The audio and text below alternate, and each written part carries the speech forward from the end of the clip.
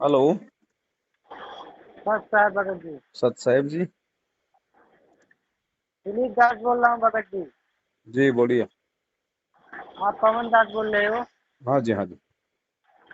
भगत जी, आपका वीडियो मैं 2-3 साल से देख रहा हूँ। जी। हमको ये जो संकट समाधान का किताब है यही चाहिए था। कैसे मिलेगा? अपना पूरा पता पिन कोड नंबर के साथ मेरा इसी नंबर पे व्हाट्सएप करवा दो। मैं भिमंडी में रहता हूँ। रहता तो मैं यूपी का रहने वाला हूँ, लेकिन भिमंडी में मैं आया हूँ कमाने के लिए, इधर ही काम करता हूँ। हम्म। तो व्हाट्सअप अपना पता, इधर का पता सब बता दूँ?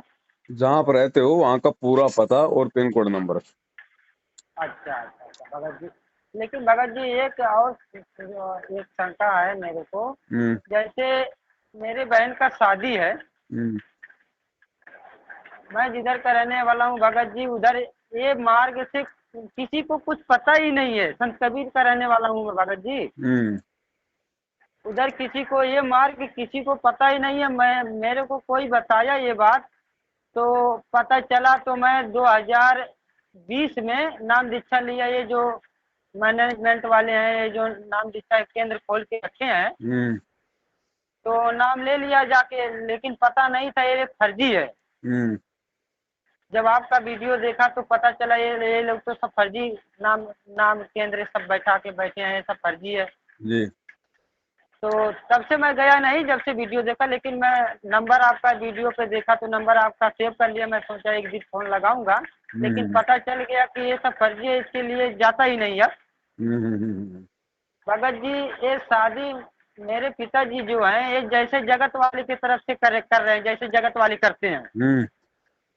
तो भगत जी, जैसे मैं कमाने वाला हूँ, मैं मेरे ही भरोसे सब लोग हैं। हम्म। तो भगत जी मैं क्या करूँ? अब अब गुरु जी बोलते हैं कि ना ही शादी में सहयोग करना, ना ही शादी में जाना। तो मेरी बहन का ही शादी है, मैं क्या करूँ भगत जी? इसको समझ में नहीं आ रहा है। आप उनको पैसे दे दो भगत जी। पैसे दे सकता हूँ? आप तो अपनी जिम्मेदारी समझ के उसको पैसे दे दो, बाकी और किसी चीज में लाना ले जाना, कोई क्रियाक्रम, कोई टीका टाका बात वो तीन में सहयोग मत करो। तो भगत जी मैं ये सोच रहा हूँ, मैं शादी में जाऊँ मत, पैसा दे दूँ।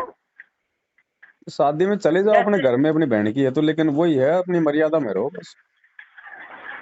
भगत जी, जैसे शादी में जैसे ये तिलक उलक निकालते हैं तो बुलाते हैं भाई लोगों को, तो बोलेंगे कि आओ, तो जाना नहीं है उधर।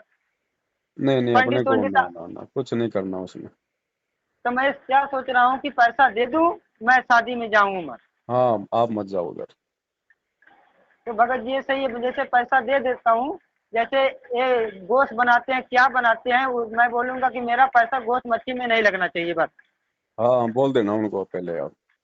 जैसे गाड़ी देंगे तो मैं बोलूँगा गाड़ी देने के लिए पैसा मैं दे देता हूँ, और जो सोना चांदी के लिए पैसा नहीं दूंगा।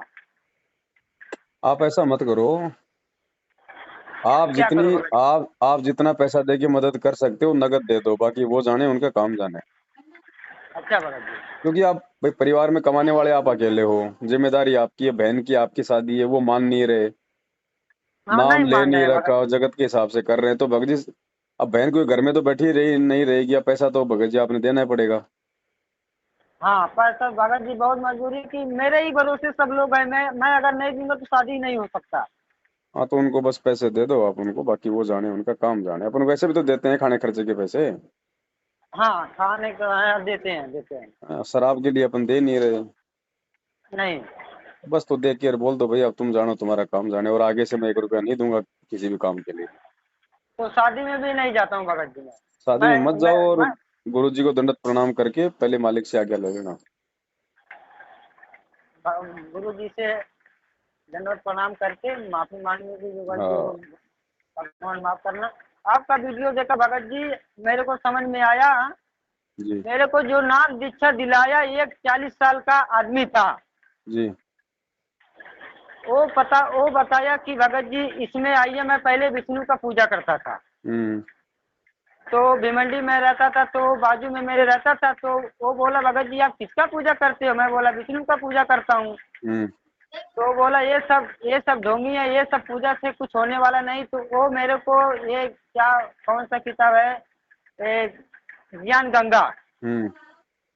तो ज्ञान गंगा जब मेरे को मिला भगत जी, तो मेरे को तुरंत समझ में आया ये तो सत्य है। हम्म। तो जैसे ही किताब मैं पढ़ा, मेरे को समझ में आया, तब गुरु जी का मैं यूट्यूब पे मंगा के सत्संग सुनने लगा। 2-3 दिन बाद पता चला ये तो भगवान यही है, जी। इनका ज्ञान सत्य है। तो तैसे ही मैं फोटो वोटो जितना ये विष्णु का था, ये कृष्ण का था, जिसका भी था, मैं तुरंत निकाल के मैं फेंक दिया।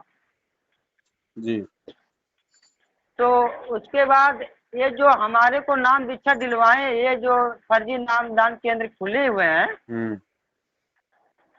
तो नाम जाके ले लिया। तो पता नहीं था ये सब फर्जी है, तब ले लिया। हम्म।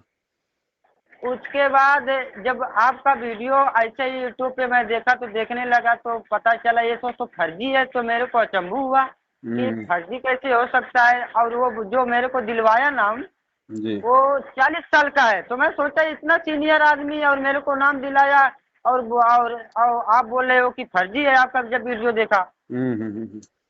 तब मैं उसको बताया भगत जी ये सब फर्जी है। तो बोलता है क्या है, पवन दास गुरुद्रोही है। हम्म। अब बोलता है कि अगर पवन दास के बारे में बात करेगा तो नाम खंड हो जाएगा। तो मैं बोला भगत जी, ओ वीडियो देखने से नाम खंड नहीं होता। भगत जी आपके पास मैं बहुत दिनों से सोच रहा हूँ फोन लगाने का, लेकिन लगा नहीं रहा था। लेकिन जी। आज दिल कर दिया लगाने का, कि मेरे को 2-3 साल से देख रहा हूँ, सब सच्चाई पर पता चल चुका है जी। कि जी। कौन सच है कौन है। और ऐसा किसी दिन नहीं है कि जिस दिन आपका मैं वीडियो ना देखूं, और संत रामपाल जी महाराज भगवान का जिस दिन मैं सत्संग ना सुनूं। जी। जी। जी। मैं क्रिकेट खेलता भी था, देखता भी था, लेकिन ये सब बंद कर दिया जब से मैं आपका वीडियो देखा, तब सच्चाई पता चला। सही बात है। और नाम दान केंद्र में 2020 में लिया था। कोई बात नहीं। तो उसको मैं बोला भगत जी ये सब फर्जी है, लेकिन वो जब बोलता है नाम खंड हो गया, जाके शुद्ध करवाता है। और बोलता है तेरे को मैं बताया सतमार्ग बताया, तू काल के जाल में फंस गया। मैं बोला भगत जी मैं नहीं, आप फंस गए। लेकिन वो मानता ही नहीं। वो मानता ही नहीं भगत जी। उनकी बुद्धि ऑफ है। अब मैं अगर फोन भी लगाता हूँ तो बोलता है मेरे पास फोन मत करना। बताओ।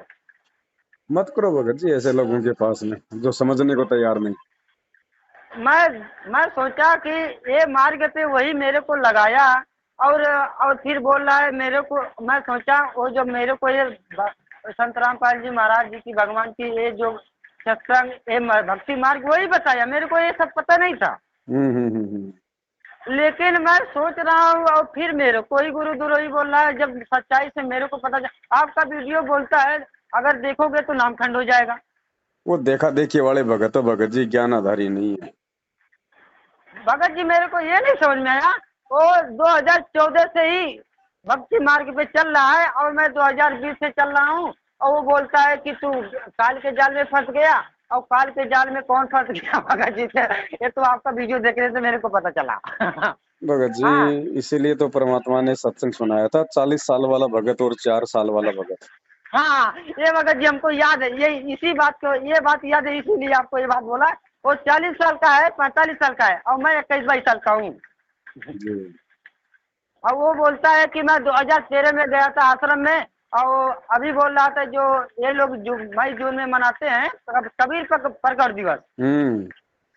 और जब आपका वीडियो देखा तो पता चला ये तो फोटो का मनाते हैं।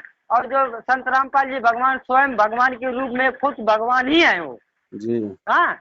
और इनको मैं बोला भगत जी अच्छा ये बताओ, आप संत रामपाल जी को क्या समझते हैं, भगवान समझते हैं या क्या संत समझते हैं? तो क्या बोलता है, वो तो कबीर जी के भेजे हुए दूत हैं, और वो तो संत हैं। बताओ।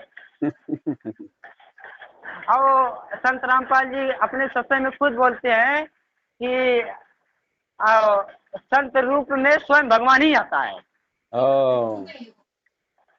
और ये ज्ञान खाली भगवान ही दे सकता है। इसके लिए भगत जी हमको ये मेरे को दिल में बैठ गया कि खुद गुरु जी बोलते हैं कि ये ज्ञान पृथ्वी पे कोई बताने वाला ही नहीं भगवान के अलावा। सही बात है।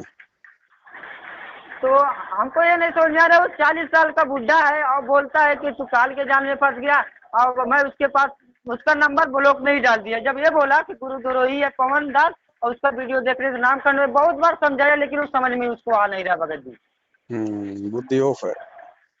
तो उसका नाम नंबर मैं भले लिस्ट में डाल दिया। मैंने सोचा जब ऐसा ये बोल रहा है जो सच्चाई है उसको मान ही नहीं रहा है, इससे बात करना भी व्यर्थ है।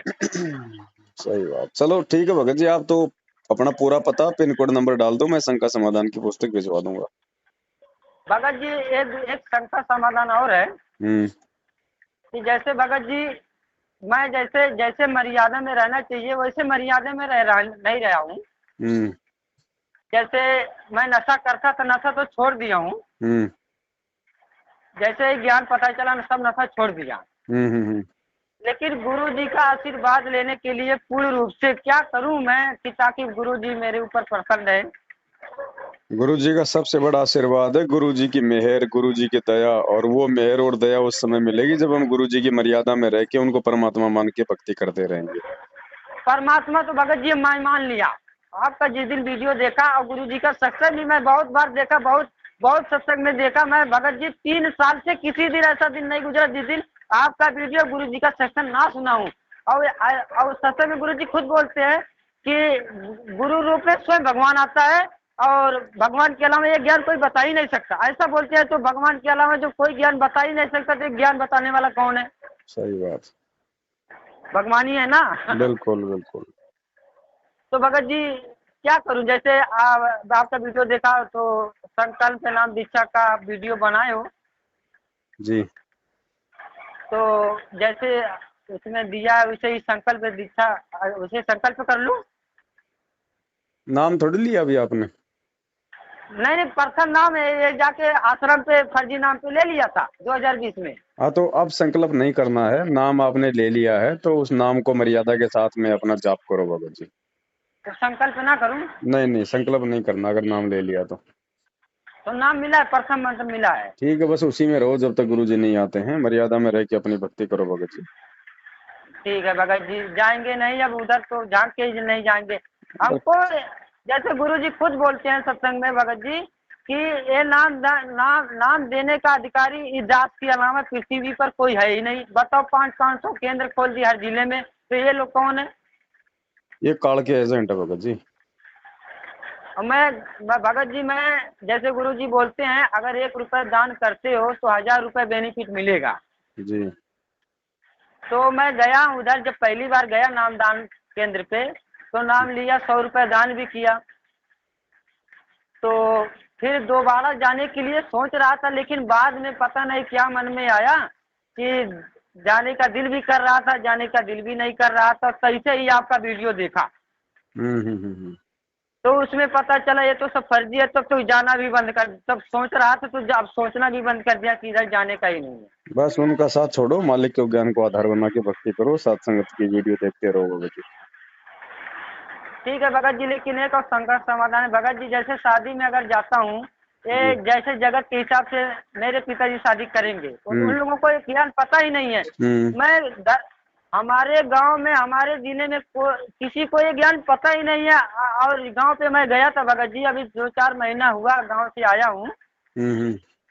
तो मेरी बहन बोलती है तो पागल हो गया। मेरा बाप बोलता है तो पता नहीं कैसा है इसका स्वभाव हो गया। सब टोला मोहल्ला वाले सब बोलते हैं तो पागल हो गया। अब अगर मैं पैसा देता हूँ अगर उसका गलत उपयोग करते हैं तो भगत जी तो अच्छा बात नहीं है ना। देखो, परिवार में जैसा आप बता रहे हो अपनी परिस्थिति, हाँ उस परिस्थिति में भगत जी आप मात्र उनको पैसे दे दो और कोई किसी चीज में सहयोग मत करो। आप खाली आप उनको अपनी जिम्मेदारी समझ के, हाँ, क्योंकि देखो वो मानने वाले हैं नहीं भगत जी, वो जगत में है, शादी शादी उनको करनी है, बहन आपके घर पे तो रह नहीं सकती। नहीं नहीं, तो ये मजबूरी है भगत जी आप लोगों की, आप उनको अपना पैसा आप दे के आप अपना पीछा छुड़वा लो। हाँ भगत जी मेरा दिल तो यही कर रहा है कि मैं शादी में जाऊँ, मैं शादी हो जाए उसके बाद जाऊँ अपना भक्ति करूँ। हाँ तो ठीक है, आप चाहे बाद में चले जाना, आप उनको जो भी जायज जो खर्चा है ना उसके लिए आप उनको दे दो पैसे। ठीक है भगत जी, मैं यही सोच रहा था भगत जी से पूछेंगे फोन करके कि जाएंगे नहीं, क्योंकि मैं भाई हूँ। अब तिलक उलक ये लोग जगत जैसे लोग निकालते तो उधर बुलाते हैं आओ चंदन लगाओ ये सब लगाओ। तो कुछ नहीं करना, कुछ नहीं करना। तो जाएंगे नहीं तो करेंगे कैसे? ठीक है, वो आपकी मर्जी है, देख लेना। समझाएंगे नहीं भगत जी? चलो ठीक है भगत जी। हाँ सत जैसे साहब। भगत जी एक बात और सुनिए ना मेरी। अभी थोड़ा भगत जी और भी सेवा है थोड़ी। अच्छा सच है भगत अब वो जी। पुस्तक आ जाएगी ना, उसमें सारी बातें लिखी हुई है, फिर आप उसको पढ़ना।